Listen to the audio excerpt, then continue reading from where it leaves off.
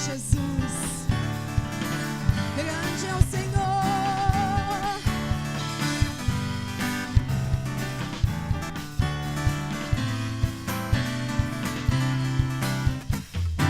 Vamos orar. Pai Santo, Deus maravilhoso, eu oro neste momento a favor desta linda congregação de homens, mulheres, adolescentes, jovens, moços, moças, que estamos aqui diante daquele que é santo, diante daquele que nesta noite é o Senhor absoluto do céu e da terra, é o dono da igreja. Venha neste momento, ó Santo Espírito, usar a palavra como instrumento de transformação de vidas. Fala conosco nessa noite. Fala comigo nessa noite. Nos abençoa, eu lhe peço. Em nome de Jesus. Amém. E amém. Podem sentar, queridos.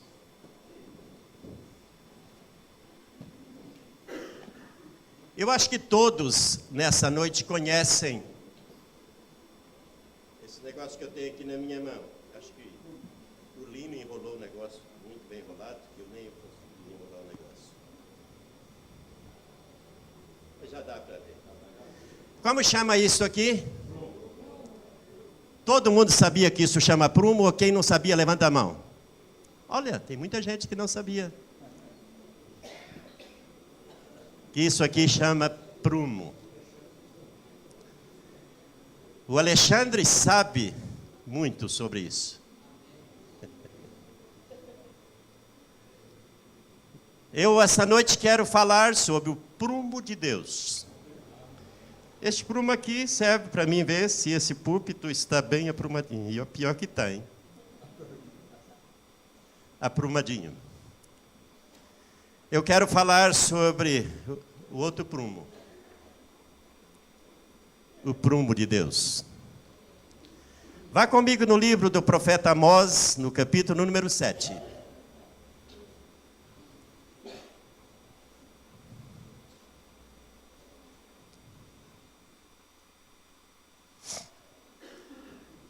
Amós, capítulo número 7. Esses dias lá em Porto Seguro, eu estava orando e pedindo a Deus uma palavra para hoje à noite. E veio ao meu coração falar sobre este texto sagrado. Amós capítulo 7, versículo 7 diz assim: mostrou-me também isto. Eis que o Senhor estava sobre um muro levantado a prumo. E tinha um prumo na mão, como eu tenho aqui. E tinha um prumo na mão. O Senhor me disse: que vês tu, Amós? Respondi: um prumo. Melhor que a Raquel, ele sabia que era um prumo. Raquel não sabia até hoje, né, Raquel? Mas Amós sabia. Ele disse: um prumo. Então me disse o Senhor: eis que eu porei o prumo no meio do meu povo de Israel, e jamais passarei por ele. Meus irmãos, todo mundo sabe que para que serve o prumo. O prumo serve para edificar. Todo construtor usa esta ferramenta aqui. Para edificar é necessário usar o prumo. Nesse texto sagrado diz que existia um prumo, uma construção pronta. E o dono da construção diz: eu vou colocar o meu prumo. Eu já vi, quando eu mudei aqui para Londrina, contratamos um pedreiro para fazer aqui continuar a construção que tinha sido erguida. E aqui tem algumas paredes que foram erguidas, não por profissionais, mas por voluntários, nessa região aqui dos banheiros aí, tal, aí, que quando o irmão Sebastião colocou o prumo, ele é irmão da falecido Sebastião, irmão da irmã Irani, que está aqui hoje à noite, um grande amigo que Deus me deu mudando a Londrina. E quando o irmão Sebastião colocou o prumo, havia parede ali que tinha cerca de 10 centímetros fora do prumo. Já imaginou? Começou assim, lá em cima, ou assim, deitada. Tivemos que fazer ali alguns enxertos, algumas coisas, que nunca fica bonito, porque embaixo está de uma largura, em cima da outra, a coisa torta. Então o prumo serve para edificar, mas também serve para examinar. Para fazer um exame para ver se realmente aquilo que está feito, está bem feito. Aquilo que está erguido certo ou está fora do prumo. E nessa noite, queridos, nós vemos Deus, o dono de Israel, esse Deus que um dia olhou para um homem chamado Abraão, que na época ainda era Abraão, e Deus o chama para sair da sua terra, do meio dos seus parentes, e ele atende o chamado de Deus e sai para andar com Deus, e Deus então revela para ele um plano maravilhoso de, através da sua descendência, levantar um povo santo, um povo que este povo seria conhecido como povo de Deus, povo exclusivo de Deus, povo chamado por Deus, preparado por Deus, criado por Deus. Deus chama um homem e disse: de você eu faço uma nação, e através dessa nação eu semeio a minha mensagem para todos os povos em todos os cantos da terra. Abraão creu em Deus. Ali começou o fundamento, o alicerce. Porque toda construção precisa de fundamento. A igreja, ela está fundamentada, alicerçada em cima da rocha, que é Cristo Jesus. Deus estava ali dizendo para aquele homem que creu: deste homem vem a promessa de Deus, chamada Isaac. Isaac dá continuidade ao projeto de Deus de formar um povo. De Isaac vem Jacó, que mais tarde tem seu nome mudado para Israel. E através desse homem chamado Israel, Deus começa uma nação. Mudam-se para a terra do Egito 70 pessoas, toda a família de Jacó. Eram 70 almas. Quando saem do Egito, já era uma nação formada, cerca de, talvez, próximo de uns 3 milhões de pessoas, que saem do Egito, e agora já era não mais uma família, mas uma nação. Uma nação que Deus, desde que os tirou do Egito, começa a ensinar para eles como eles deveriam viver,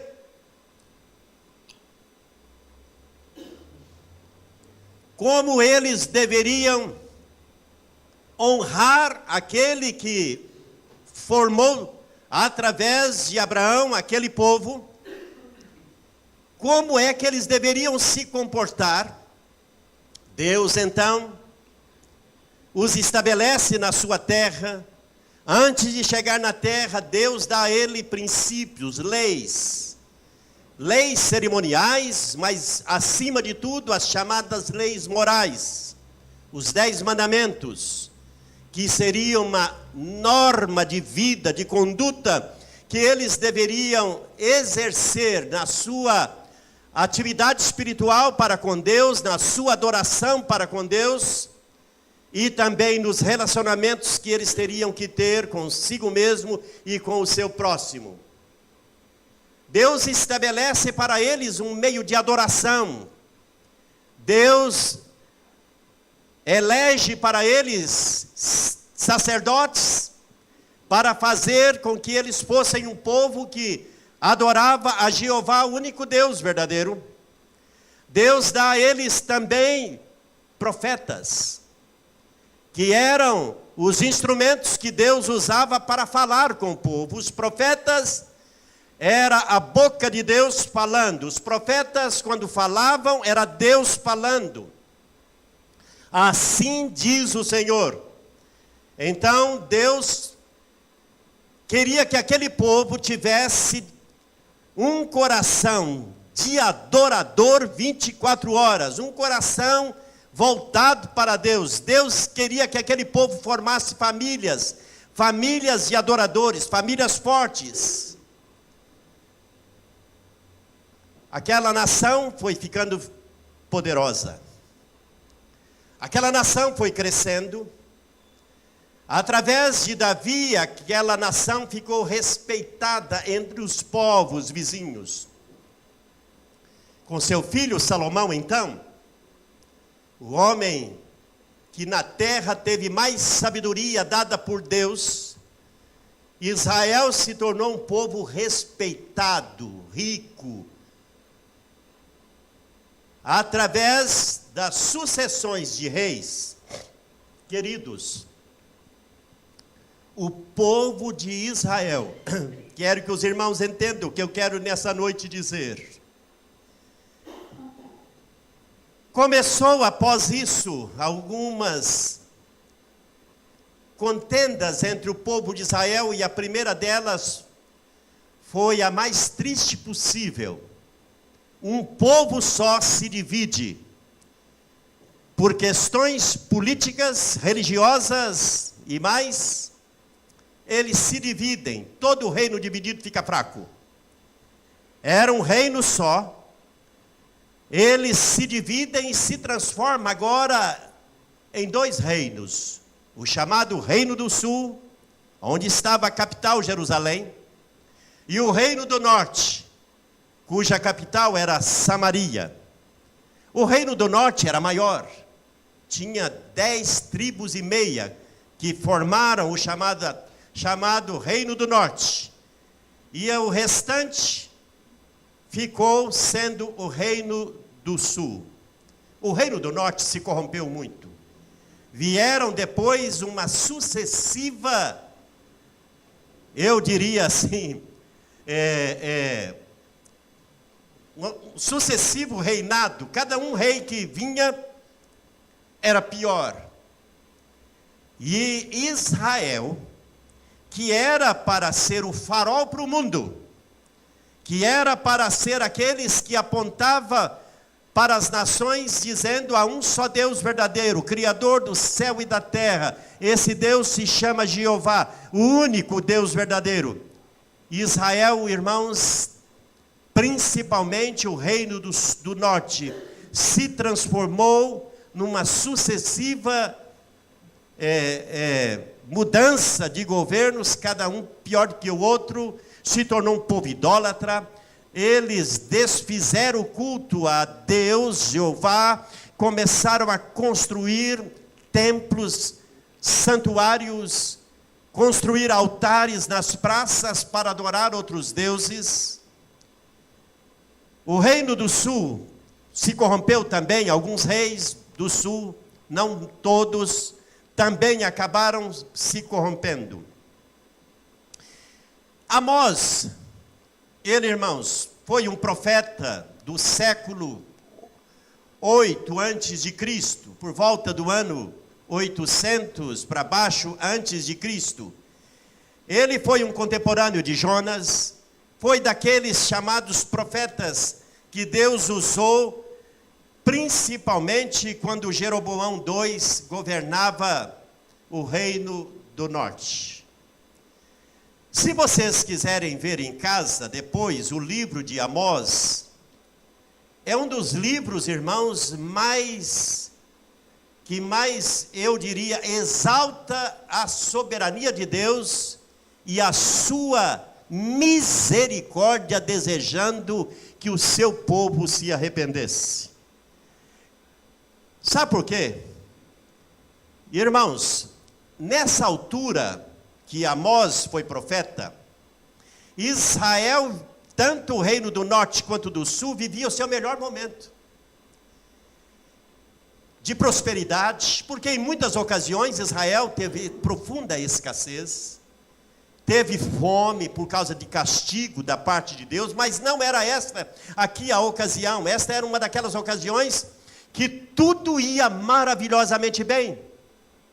Tudo ia maravilhosamente bem. Se você ler o capítulo 4, irmãos, o povo não deixou de ser um povo religioso. Eles iam na igreja todo dia, eles dizimavam, eles faziam tudo. Mas, irmãos, também faziam, fora disso, tudo que vocês possam imaginar de corrupção. Os ricos exploravam os pobres. Quando você vê, capítulo 4 disse que os ricos se enricavam cada vez mais, expoliando, escravizando o trabalho dos pobres. Diz a palavra de Deus que eles faziam com que as pessoas trabalhassem quase que de graça, não é? Os ricos ficavam cada vez mais ricos e os pobres cada vez mais pobres. Se há um pecado que mexe no coração de Deus, irmãos, é o pecado da justiça social. Se há esse pecado, ele é um dos pecados que mais revolta o coração de um Deus santo, misericordioso. Mas vivia esta época de uma mistura de religião e pecado, religião e corrupção, um povo que desequilibrado, pode dizer assim. E então Deus levanta este profeta para dizer para ele. Eu não li o início do capítulo 7, mas se vocês começam lendo o capítulo 7, Amós implora por 2 vezes, Deus escuta a sua oração. Porque Deus promete que iria acabar com aquele povo. Ele diz, por favor, Deus, tenha misericórdia. Ali se você vê, olha, isto me fez ver o Senhor Deus, versículo 1, eis que ele formava gafanhotos ao surgir o rebanho da erva serôdia. E era a erva serôdia depois de findas as ceifas do rei.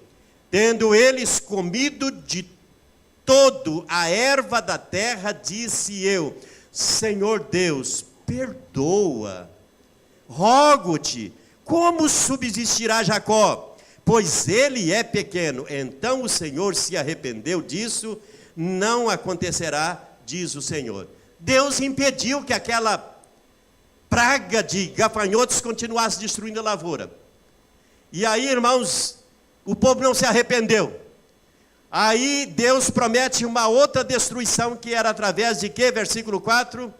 Isso me mostrou o Senhor Deus. Eis que o Senhor Deus chamou o fogo para exercer a sua justiça. Este consumiu o grande abismo e devorava a herança do Senhor. Então disse eu, Senhor Deus, cessa agora. Como subsistirá Jacó? Pois ele é pequeno. E o Senhor se arrependeu disso. Também não acontecerá. É interessante que ele tinha tanta intimidade de oração que ele pediu a Deus por 2 vezes e Deus se arrependeu do que ele estava para acabar. Mas aí Deus disse, eu vou pôr o prumo. E aí ele não pediu a Deus para não fazer isso. Irmãos, quero nessa noite meditar um pouquinho com vocês sobre a igreja. Todo mundo sabe que uma construção, está aqui o nosso profissional na área, que uma construção pode ser feita perfeita. Se há uma construção chamada Israel que foi perfeita, foi aquela. Foi Deus que deu tudo, não deu? Tudo, irmãos. O templo em Jerusalém, o projeto do templo, Deus deu o projeto detalhado, a planta tem que ser assim, que tipo de madeira, que tipo de pedra, que tipo de ouro, que tipo, tudo era dada a ordem divina, foi feito tudo perfeito. Seria, Alexandre, aquela construção que você pode colocar o prumo em todos os cantos, que você não acha 1 centímetro fora. E por que depois estava torto? Interessante. Sabia, queridos, que quem tem casa, por exemplo, eu lá em casa aprendi, sofri algumas coisas, que uma casa pode ser bem feita, mas se começar a ter infiltração, sabe o que é infiltração? De repente um cano quebra, debaixo da terra, e você não vê a água sair. Incrível, que a água deveria subir, né, Geraldino? Pior que a água não sobe, ela só desce. Interessante, o último que arrumou foi o Alexandre, que arrumou lá, rachou minha parede, Alexandre. Lembra que eu chamei, me socorre aqui, que esse aqui, eu não sei fazer esse tipo de remendo, não. Um cano de água pode quebrar e começa a chamada infiltração. A terra vai descendo, vai umedecendo, a construção está bem feita, mas de repente começa o quê? A construção começa a sair do prumo. Meus irmãos, com Israel foi assim. O povo de Israel não se tornou aquele povo que estava sendo de uma hora para outra. A flexibilidade, o cristão tem que aprender uma coisa: para ficar no prumo, o prumo nosso, que todo dia temos que pedir ao Senhor que nos mede, é a sua palavra. Hoje eu pedi ao pastor para ler no início deste culto. A palavra de Deus, ela é poderosa, ela é viva, ela penetra, ela vai lá discernir, dar compreensão. Mas, meus irmãos, se o povo de Deus começar a distanciar-se da palavra, o inimigo logo começa a semear algumas coisas.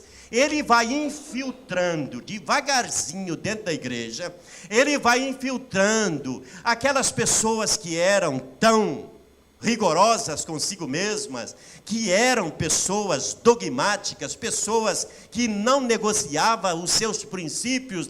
Se nós, irmãos, começarmos a nos relaxar, dando ouvidos a muitos achômetros que começam a aparecer, as novidades religiosas que vão entrando por todos os lados, de repente eu vou permitindo que essas coisas vão infiltrando. Ninguém vê. Às vezes, se você é casado, sua esposa não vê, seu marido não vê, seu filho às vezes sai para a aula, você não vê, está entendendo? Mas vai infiltrando e de repente começa a sair do prumo. Começa a sair do prumo.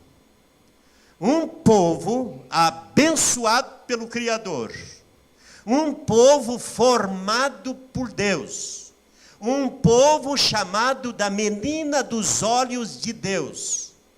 Nessa altura da sua história,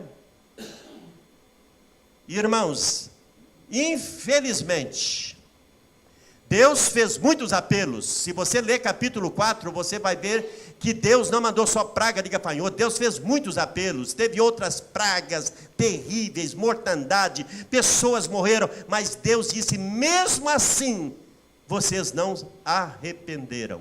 Capítulo 4, por 4 vezes Deus disse, eu tentei trazê-los de volta, mas vocês não se arrependeram. Então, nessa noite, eu quero dizer para vocês, a igreja é o Israel de Deus hoje. Nós somos o Israel de Deus. Não há diferença entre nós, irmãos, e Israel, porque o Deus de Israel é o nosso Deus. O mesmo Senhor que prometeu a Abraão, promete a mim e a você hoje à noite. As promessas de Abraão são promessas para mim e para você na noite de hoje. O prumo de Deus.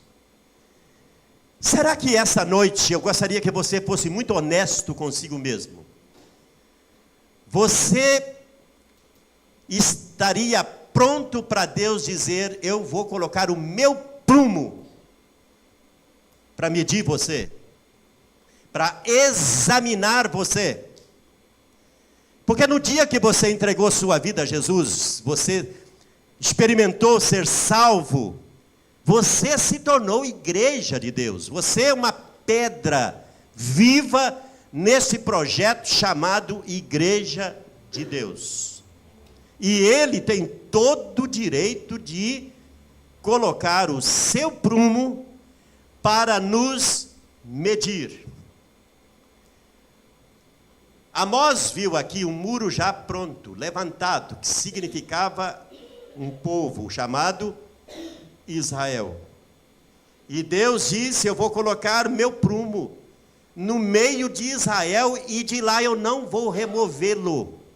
Por isso, meus irmãos, nessa noite, quer dizer, o prumo de Deus está aqui. Ele não removeu, removeu. Ele não é o Deus de Israel? Então ele é seu Deus hoje à noite, porque nós somos a herança de Abraão. Nós somos a herança de Israel. Nós somos o Israel de Deus hoje. O Senhor tinha e tem um prumo na mão. E Deus, nessa noite, Ele nos mede de algumas maneiras.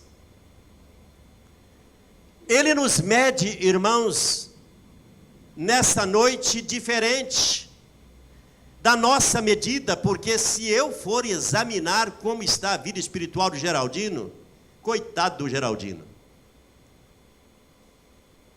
Porque eu vou dar tantos elogios para ele e Deus está dizendo: ei, Eloy, você não enxerga o que eu estou enxergando.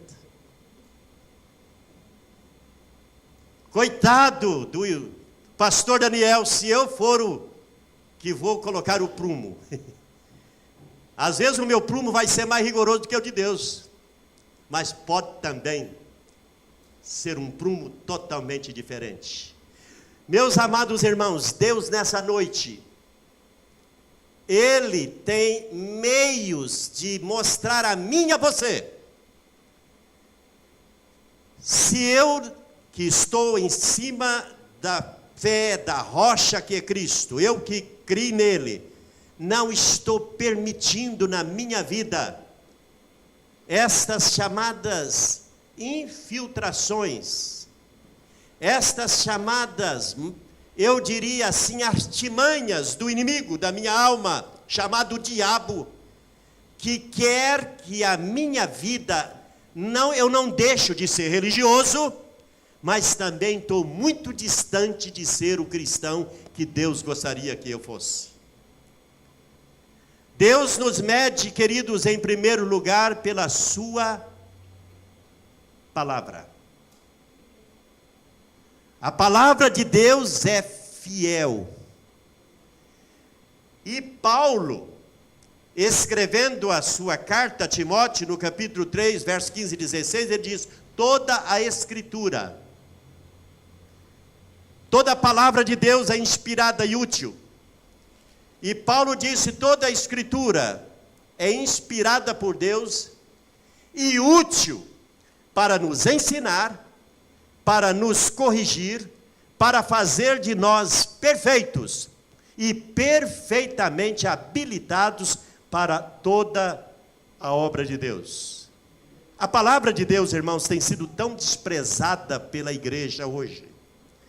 Os cristãos não amam a palavra, não leem a palavra, Muitas vezes eu me pego pedindo perdão para Deus. Dias que eu saio assim, como agora saí para viajar, o que eu mais faço é me policiar dizendo: Senhor, eu não estou de férias da vida cristã. Eu estou de férias do meu trabalho, das minhas atividades, mas eu não estou de férias, portanto, guarda sempre na minha memória que eu preciso te buscar. Tenho o privilégio de ir para a praia e ler a Bíblia. Eu fui para a praia, não deu praia, eu sentei numa cadeira lá e tem o telefonezinho, liga, escolhe a versão que você quer ler. Você pode ler a palavra lá na praia, pode, não pode? Deus fala contigo lá na praia, fala ou não fala? Então, queridos, nessa noite, o que eu quero dizer para vocês, se você deixar de ser uma pessoa moldada pela palavra, porque, pastor, mas eu já conheço a Bíblia. Meus queridos irmãos, eu estudo a Bíblia há mais de 45 anos e eu não a conheço. Isso é um tesouro inesgotável. Quanto mais você lê, mais tem coisas para serem reveladas. Tem. Quanto mais você ouve, mais Deus tem para falar com você. Quanto mais você busca, mais Deus preenche as suas necessidades, as suas perguntas, elas são respondidas pela palavra. Então, nessa noite eu quero dizer, meus queridos irmãos, nós como igreja do Nazareno somos uma igreja muito voltada para a palavra.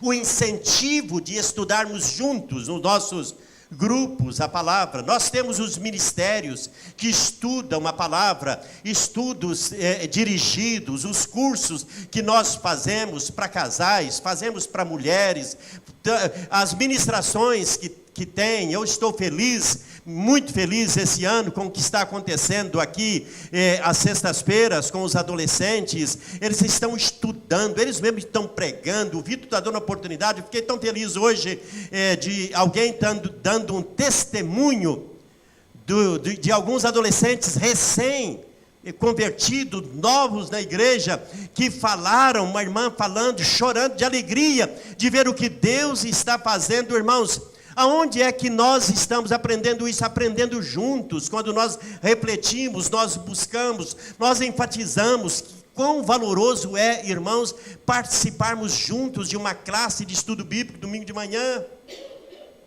É importante isso, porque ali eu tiro minhas dúvidas.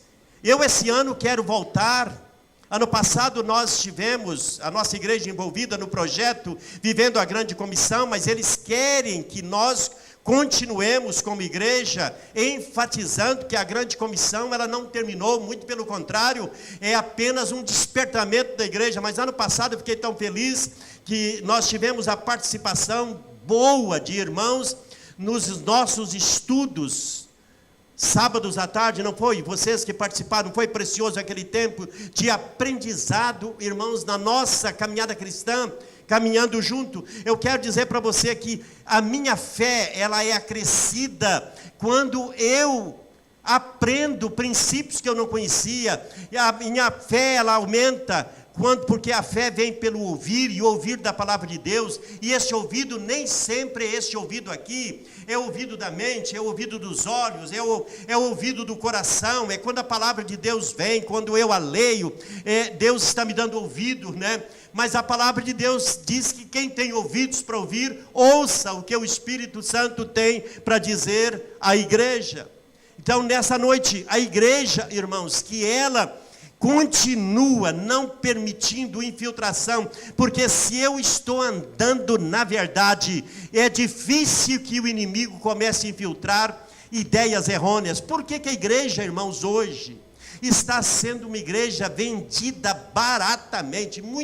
É muito pobre o cristianismo que a igreja está vivendo hoje, o relaxo da igreja. Há dias eu ouvi o pastor Hernandes Dialó pregando, disse, para vergonha minha, como pastor presbiteriano, mas para vergonha da igreja evangélica, ele disse: o pecado entrou de tal maneira dentro da igreja, que não faz diferença ser cristão ou não ser cristão, quem está na igreja, não está na igreja, o povo faz a mesma coisa, o povo faz tudo de errado. Ele disse hoje, a porcentagem, sobra muito poucos casais de namorado que não fizeram sexo antes de casar, poucos são aquelas moças que casam virgem, poucos são os rapazes que se guardam para o seu matrimônio. Ele disse, hoje não existe mais pureza no namoro, não existe mais pureza na conduta, não existe mais fidelidade no casamento. Ele disse, essa coisa de divórcio, divorcia-se na mesma proporção que as pessoas divorciam fora da igreja, divorciam-se também dentro da igreja, casa de novo, troca de marido, troca de esposa dentro da igreja, e vai levando a vida. Disse, nós estamos vivendo numa época que, se a gente não cuidar, fica pior do que a época de Amós, irmãos. Pior do que a época de Amós. Esse texto sagrado, ele é muito pertinente, ele é muito atual, ele é para hoje, para que nós saibamos que Deus disse, eu vou colocar o meu prumo no meio de Israel, e de lá eu não o removerei. O prumo está aqui hoje à noite. Deus não mudou, Ele é o mesmo Deus, e Ele continua com o seu prumo na mão, para nos medir o que é que rege a minha conduta cristã. É o que eu acho ou o que Deus diz? É o que eu penso ou o que Deus pensa a meu respeito? Amados irmãos e irmãs, Deus nos mede pela palavra. Eu fiquei feliz hoje, essa irmã compartilhando, que uma jovem da igreja, nova na igreja, teve um problema sério no trabalho, de alguém pisando, chefe humilhando, e ao invés dela se comportar como a maioria comporta, ela disse, Deus, me ensina o que fazer. E foi buscar na palavra de Deus resposta para aquele momento que estava vivendo. Que coisa linda. Meus amados irmãos, Deus está dizendo, o meu prumo está na minha mão.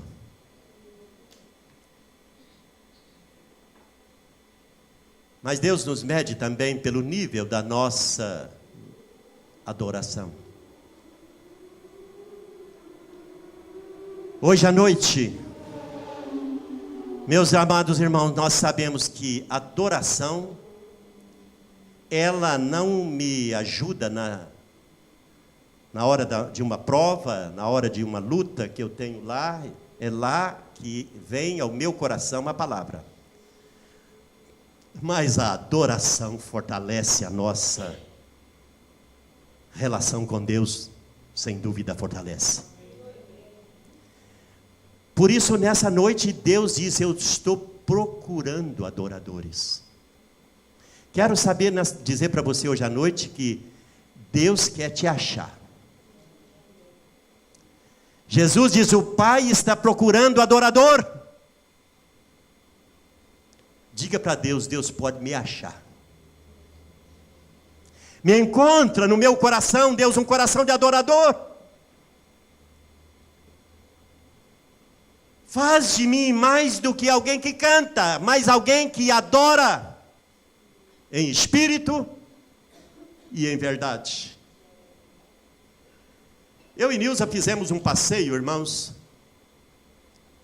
famoso. Quem vai a Porto Seguro faz aquele passeio de chalana num rio lá.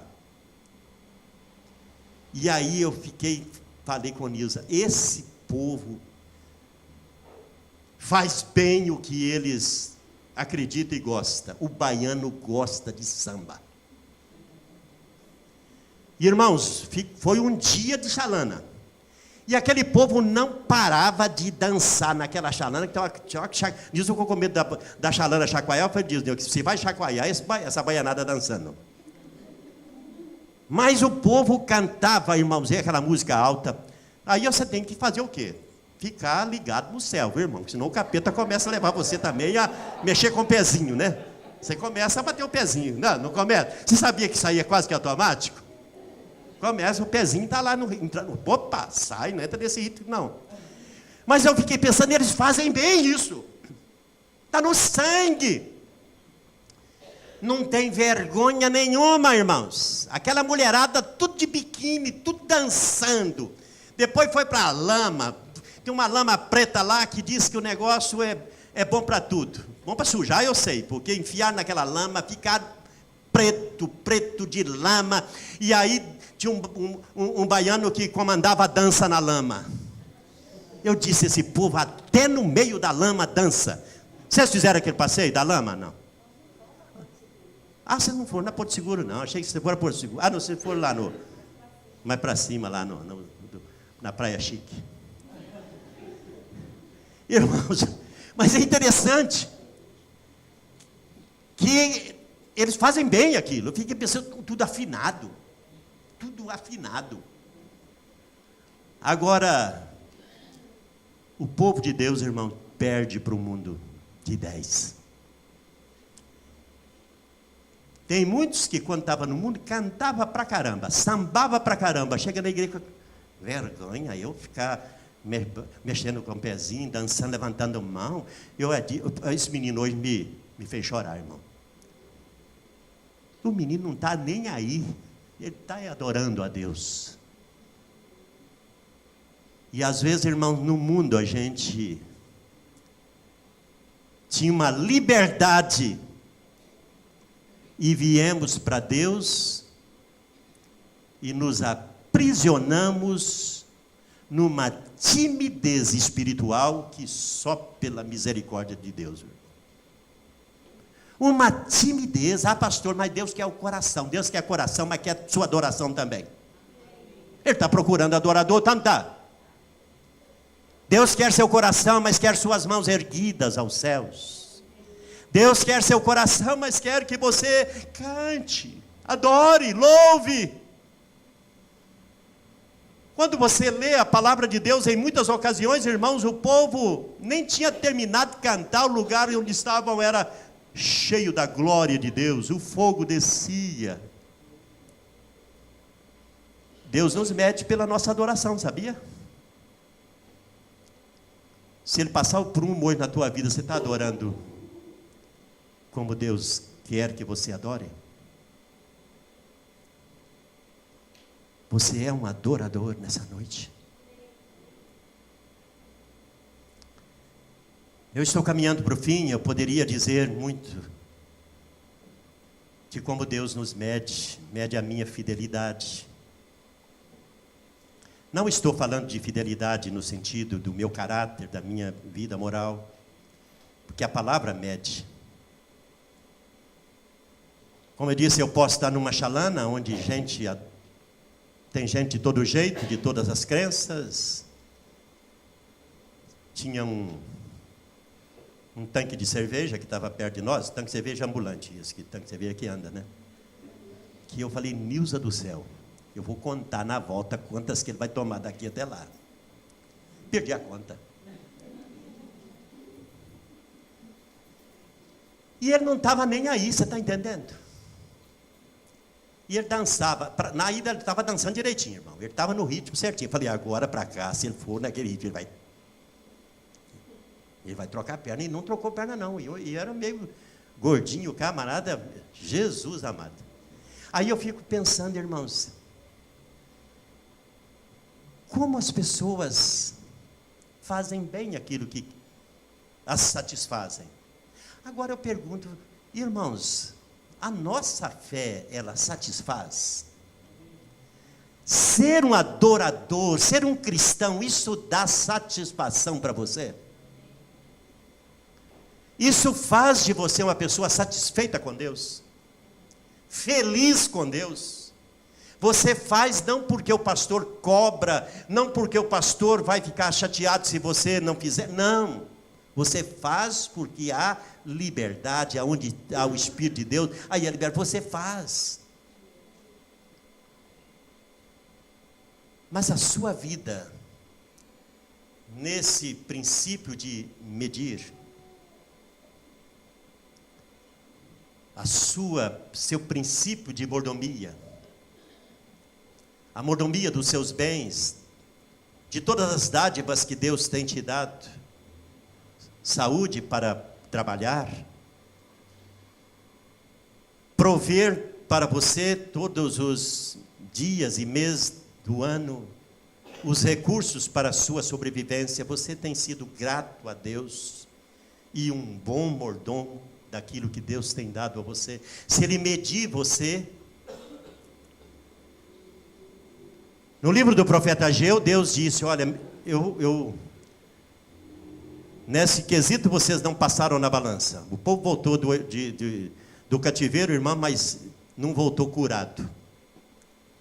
Deus disse que eles voltaram para cá num desejo tão grande de recuperar tudo que eles tinham perdido 70 anos, que eles voltaram e cada um arrumou seu emprego e trabalhava, e todo mundo pensando em construir uma boa casa, melhorar a casa, melhorar o carro do ano, o cavalo do ano, a mula do ano, sei lá, o que tinha, investindo no seu patrimônio. E Deus disse, olha, nós vamos em primeiro lugar, vamos construir o templo, porque o templo foi destruído, ficou 70 anos sem templo em Israel.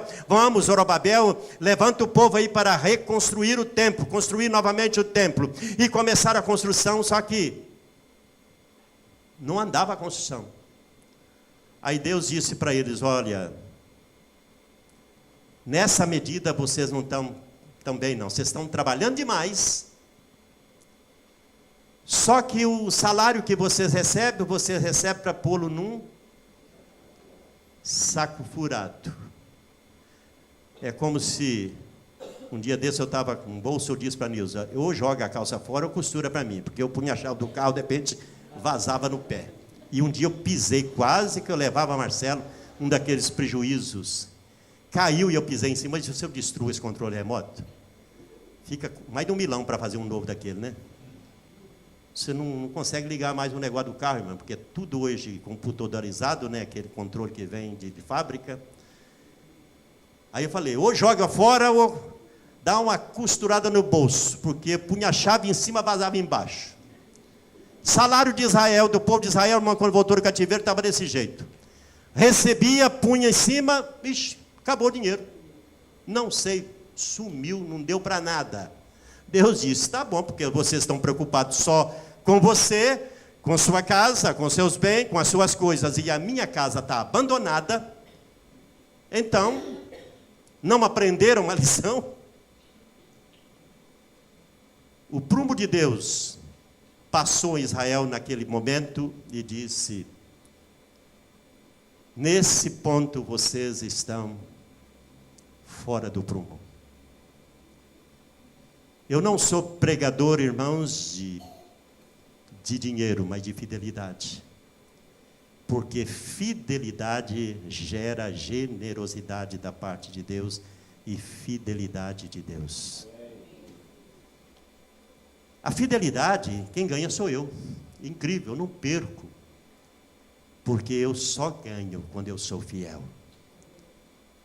Honra o Senhor com os teus bens e com a primícia de toda a sua renda.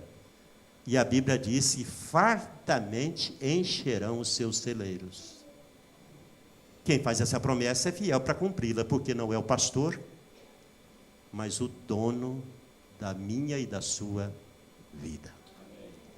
Deus nos mede pela palavra, porque a palavra tem muito sobre isso. Cada um desses pontos, cada uma dessas áreas da nossa caminhada de fé, irmã, da nossa caminhada cristã, em cada uma dessas áreas, a Bíblia é recheada de ensino, de advertência, de promessas, e Deus está dizendo, olha, eu vou pôr o meu prumo para medir você. De repente você ora muito, mas não coloca a sua vida devocional, mas Deus mede também como está o meu nível de oração. Como eu disse para você, eu posso sentar numa cadeira de praia e orar. Eu posso orar dentro de uma chalana, quando o povo dança, pula, bebe pra caramba, faz tudo, tá entendendo? Eu estou lá em oração. Pode ou não posso? Pode ou não pode orar? Porque a Bíblia diz que eu devo orar em todo lugar.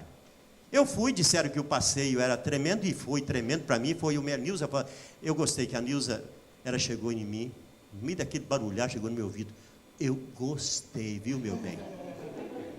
Gostou de quê? Do passeio. O passeio é fantástico, irmão. Se é um ela chegou no meu ouvido, gostei. Aquele dia você já viu como é que foi, né? Deus é bom e fiel. Fiquemos em pé. Pai maravilhoso, Deus eterno, eu sei nessa noite que a sua palavra, ela é fiel e verdadeira.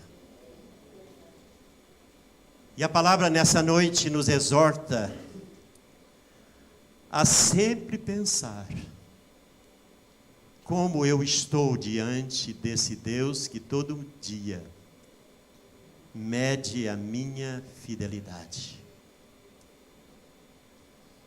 Obrigado, Senhor, porque nessa noite o Senhor está dizendo que está no meio do seu povo.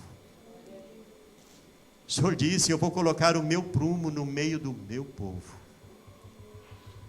E hoje o seu prumo está no meio de nós. O Senhor, como Deus, está no meio da igreja. O Senhor passeia no meio da igreja. E nós queremos sair deste santuário hoje à noite, desejando te servir mais e te servir melhor. Ao sairmos daqui, queremos experimentar uma semana de vitória, uma semana de bênçãos, uma semana, ó Deus, aonde colocarmos a planta do nosso pé, experimentarmos a mão do Senhor sobre nós. Guarda-nos do mal, livra-nos, ó Deus, do mal. Faça de nós luzeiro no meio das trevas. É o que eu lhe peço, Pai, nessa noite. Abençoa e guarda o meu e o nosso coração. Em teu nome e para a tua glória eu oro. Amém e amém.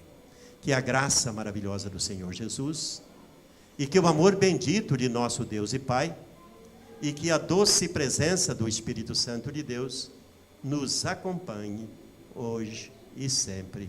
Amém. Vai em paz. Deus te abençoe. Santo é teu nome, Jesus.